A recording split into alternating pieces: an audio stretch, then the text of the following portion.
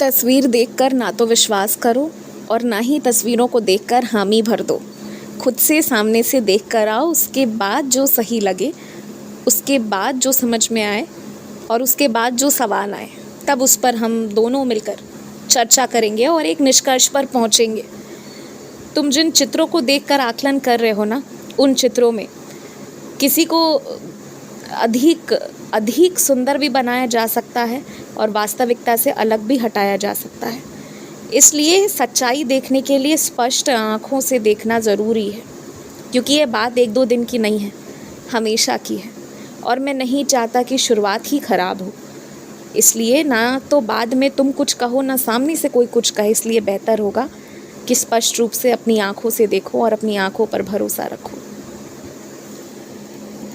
तुम जिस दरबार को मामूली सा मंदिर समझने की गलती कर रहे हो ना, उस दरबार से बहुतों को आशीर्वाद मिला है। ऐसे ऐसे आशीर्वाद मिले हैं कि जिसका जिक्र किया जाना भी कई बार नामुमकिन सा प्रतीत होता है। मगर जो आशीर्वाद मिले हैं, उसके लिए खुद उन लोगों के पास भी कोई शब्द नहीं है। तो तुम जहाँ जा रहे हो ना, वहाँ से तुम्हारे सारे कष्ट दूर होंगे। रविवार की शुरुआत सबसे अच्छी पता है कहाँ से हो सकती है? अगर पूरा परिवार मिलकर आसपास या दूर वाली मंदिर भी जाकर आरती करे तो आरती से शुरुआत करो। रविवार के दिन अगर तुम घर पर ये माहौल चाहते हो ना कि सब भक्ति भाव में रहें, गलत काम ना करें और जो भी परेशानी है वो सबसे दूर हो जाए, तो रविवार का दिन दरबार से शुरू करो। और कहीं नहीं जा सकते हो तो सब मिलकर, जैसे पूरा परिवार मिलकर साथ में खाना खाता है ना, वैसे ही मिलकर आरती किया करो। हर रविवार कम से कम अपने घर पर ये आदत लगवा दो और उसके लिए बाकी पूरे हफ्ते सभी से कहो कि वो आरती को अच्छे से याद कर ले।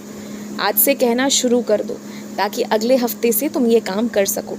देखो, अच्छे काम करवाने के लिए या फिर जो रोज का स्वभाव है उसको बदलवाने में मेहनत तो करना पड़ता है, बात भी सुनना पड़ता है कभी कभी, लेकिन सुन भी रहे हो तो किसके लिए? मेरे लिए ना। तो इसमें फिर कोई नुकसान नहीं है, कोई बुराई नहीं है। तो अच्छी चीज़ों में देरी नहीं करनी चाहिए और उसके लिए अगर थोड़ी बहुत बात सुननी भी पड़े तो नज़रअंदाज करना आना चाहिए।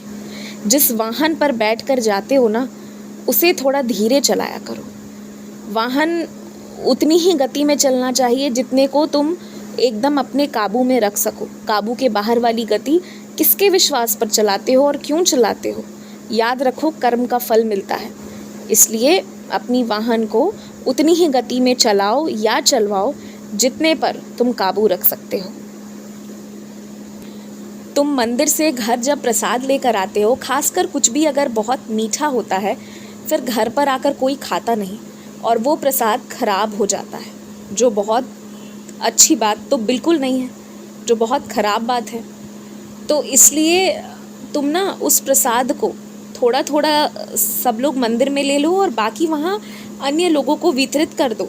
यकीन मानो, जो इतने प्रेम से तुम प्रसाद लेकर आते हो ना, वो बर्बाद होता है तो मुझे बहुत दुख होता है। ऐसा लगता है कोई तुम्हारे प्रेम को ठेस पहुँचा रहा हो, फिर चाहे वो तुम्हारी खुद की ही गलती क्यों ना हो। तो इसलिए बेहतर यही रहेगा ना कि जो लोग वहाँ पर है ना, जो भूखे हैं, यूँ कोने में बैठे रहते हैं, परेशान हैं, जिनकी ओर कोई दृष्टि नहीं डालता, और उस तरह का प्रसाद वो खुद से खरीद भी नहीं पाएंगे। जो प्रसाद में मिठाइयाँ लेकर आते हो तुम, तो उनको वो दे दिया करो, उनको उसका स्वाद मिल जाएगा, वो चख लेंगे ना तो बहुत प्रसन्न हो जाएंगे और तुम्हें बहुत आशीर्वाद मिलेगा। देखो, बर्बादी से बचना है, इस बात को दिमाग में रखो और हमेशा याद रखो, सच्चे, अच्छे और मेहनती। बस इन 3 शब्दों को अपने जीवन में उतार कर रखो। बाकी तो पूरी नैया मैं पार लगा दूंगा। खुश रहो।